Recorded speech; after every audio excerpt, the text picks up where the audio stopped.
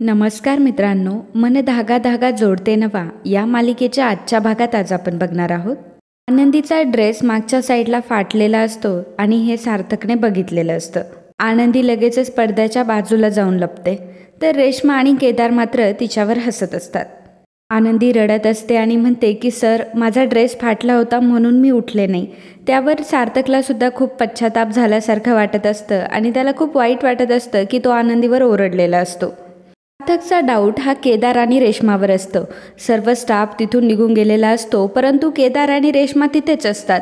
तेव्हा सार्थक त्यांना ओरडून म्हणतो की तुम्हाला आता काय वेगळं सांगायचं का? आणि मग रेश्मा आणि केदारसुद्धा तिथून निघून जातात.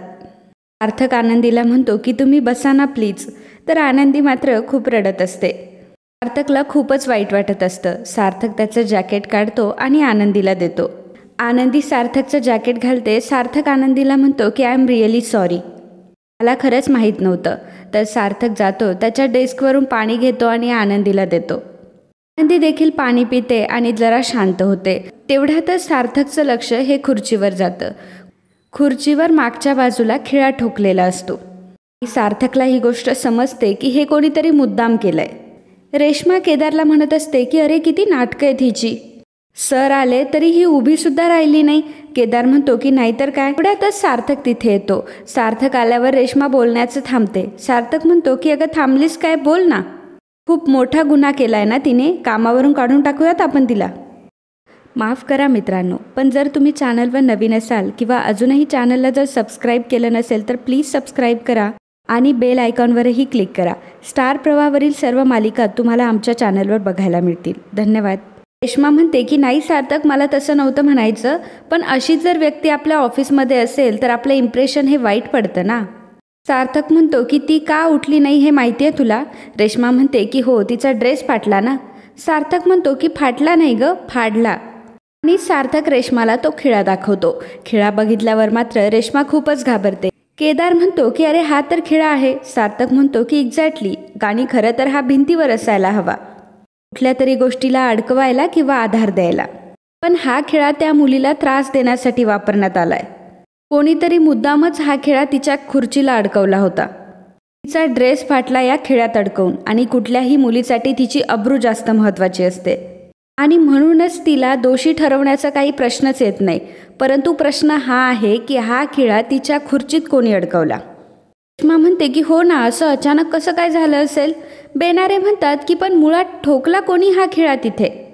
सार्थक म्हणतो की हे कोणी केलं आणि कसं केलं यामध्ये मला आत्ता पडायचं नाहीये बेनारे, पण एक गोष्ट तर नक्की आहे, ज्या व्यक्तीने हे केलंय ना ती अत्यंत विकृत आहे आणि तिला त्रास देण्यासाठी एखादी व्यक्ती इतक्या खालच्या पातळीवर उतरत असेल तर मला त्या व्यक्तीशी कुठलाही संबंध ठेवायचा नाही.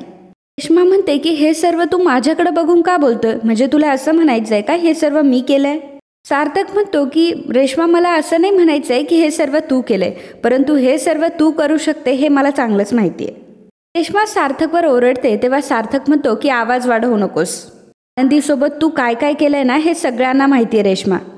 रेश्मा म्हणते की मी असं काहीही केलेलं नाहीये सार्थक.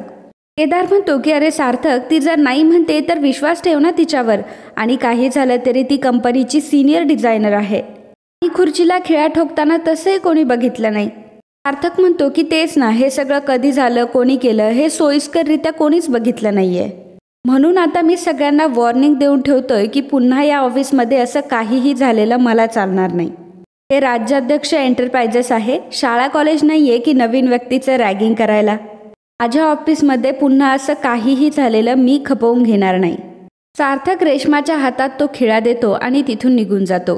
रेश्माला मात्र या सगळ्याचा खूपच राग येत असतो, कारण रेश्माचा डाव हा रेश्मावरच उलटलेला असतो. इकडे सुधा ही गुरुजींशी बोलत असते तेव्हा वृंदा विचारते की काय ग, कोणाशी बोलत होती? सुधा म्हणते की अगं वामन शास्त्रींशी बोलत होते, उद्या येत आहेत ते आपल्याकडे. वृंदा म्हणते की अरे वा, म्हणजे शेवटी बोलवलंसच तू त्यांना.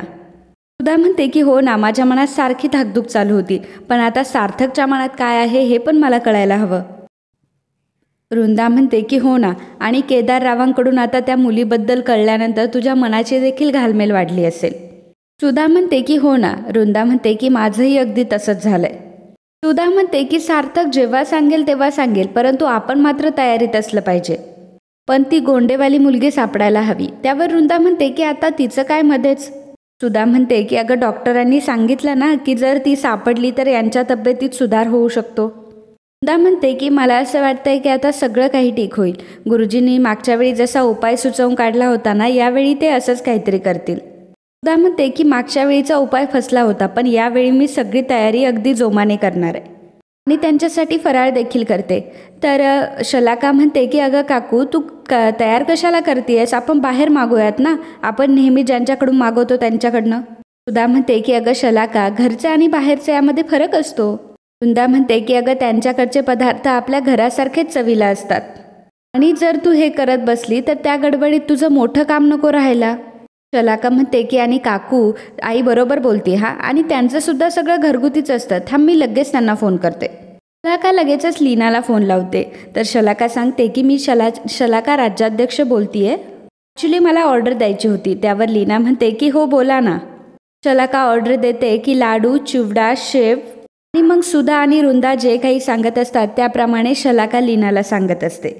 तर इकडे सार्थक जेव्हा केबिनमध्ये येतं तेव्हा आनंदी उभी राहते.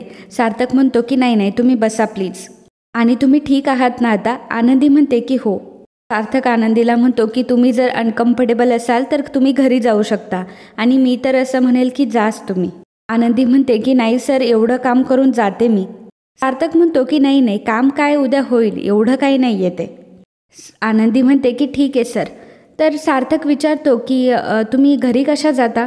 आनंदी म्हणते की बसने जाते. सार्थक आनंदीला म्हणतो की नाही, आज तुम्ही पब्लिक ट्रान्सपोर्टने जाऊ नका, एक काम करतो मी तुम्हाला ड्रॉप करतो. तर इकडे लीना आणि मालती दोघीही ऑर्डर भरत असतात. त्यावेळी अण्णा तिथे येतात. अण्णा म्हणतात की अरे बापरे, कोणाची एवढी मोठी ऑर्डर, काय दिवाळी वगैरे आहे काय. लीना म्हणते की एवढी मोठी ऑर्डर आहे म्हटल्यावर दिवाळीच आहे आपल्या घरी. अण्णा म्हणतात की पण हे सर्व कोणाकडे द्यायचं आहे. लीना म्हणते की राज्याध्यक्षांकडे. तर अण्णा म्हणतात की आपले ते राज्याध्यक्ष. लीना म्हणते की हो तेच. अण्णा विचारतात की आता एवढं सगळं तू कशावर नेणार लीना. तर लीना म्हणते की गाडीवर नेणार. तर अण्णा म्हणतात की अगं मग तू ह्या सगळ्या पिशव्या पकडशील की गाडी चालवशील, एक काम करतो मी पण तुझ्यासोबत येतो. मालती म्हणते की तुम्ही. अण्णा म्हणतात की हो, मग बिझनेस जरी तुमचा असला तरी घरचं आहे ना आपलं, आणि मग जर मी तुम्हाला थोडी मदत केली तर काय बिघडतं. फार तर बक्षीस म्हणून 2 चकल्या ठेवा हातावर. मालती म्हणते की अहो सरळ सांगा ना की तुम्हाला चकल्या खायच्या आहेत म्हणून. तर अण्णा आणि लीना दोघंही पिशव्या घेऊन तिथून निघतात. तर इकडे सार्थक आणि आनंदी दोघंही गाडीतून चाललेले असतात आणि दोघंही गप्प असतात. गाडीमध्ये अगदी शांतता पसरलेली असते आणि सार्थक गाडीमध्ये एक गाणं प्ले करतो. तर मनाच्या धुंदीत लहरीत हे ते गाणं असतं. तर आनंदी सार्थककडे बघायला लागते. सार्थक पुन्हा ते बंद करतो आणि दुसरं लावतो. दुसरं गाणं लागतं की कधी दूर दूर कधी तू समोर, आणि मग सार्थक तेही गाणं बंद करून टाकतो. एवढ्यातच सार्थकच्या आईचा सार्थकला फोन येतो. तर सुधा म्हणत असते की अरे कुठे आहेस तू. सार्थक म्हणतो की आई बोल ना गं, मी इथेच आहे. सुधा म्हणते की ऐक ना, माझ्यासाठी जरा नारळ आणि भाज्या घेऊन ये ना. सार्थक म्हणतो की अगं आई अक्कूला सांग ना गं. सुधा म्हणते की अरे सार्थक, अक्कूला कुठे सर्व हे कळतं, तिला जर मिरची आणायला सांगितली तर चवळी आणते ती. सार्थक म्हणतो की दुसरं कोणी नाही आहे का घरात. सुधा म्हणते की अरे तसाही तू घरीच येतोयस ना, मग येताना भाज्या घेऊन ये, आणि तसंही भाज्या तूच आणतोस नेहमी. त्यावर सार्थक म्हणतो की ठीक आहे आणतो. तर इकडे लीना आणि अण्णा दोघंही ऑर्डर घेऊन आलेले असतात. शलाका ऑर्डर घेते, वृंदाही तिथे येते. अण्णा म्हणतात की हे सार्थक राज्याध्यक्ष यांचंच घर आहे ना. शलाका म्हणते की हो. अण्णा म्हणतात की बघ लीना, एवढ्या वेळ आपल्या घरातून यांना फराळ जातंय आणि ते घर सार्थक राज्याध्यक्ष यांचंच निघावं. वृंदा म्हणते की कोण तुम्ही. त्यावर अण्णा म्हणतात की मी आनंदीचा बाबा. त्या दिवशी आपली भेट झाली होती मंदिरामध्ये, सार्थक सरांची आई सुद्धा होती. वृंदा म्हणते पण आनंदी कोण. शलाका म्हणते की अगं ती नाही का भाग्यलक्ष्मीवाली, ती कॉम्पिटिशन जिंकली, आपल्या घरामध्ये आली होती घाणेरडे पाय घेऊन. वृंदा म्हणते की अच्छा, हा पण धंदा आहे का तुमचा. त्यावर लीना म्हणते की हा आमचा छोटासा बिझनेस आहे. वृंदा म्हणते की हा तेच ते. अण्णा म्हणतात की बरं झालं ओळख झाली, सार्थक सर आहेत का घरामध्ये. वृंदा म्हणते की नाही, तो ऑफिसमध्ये.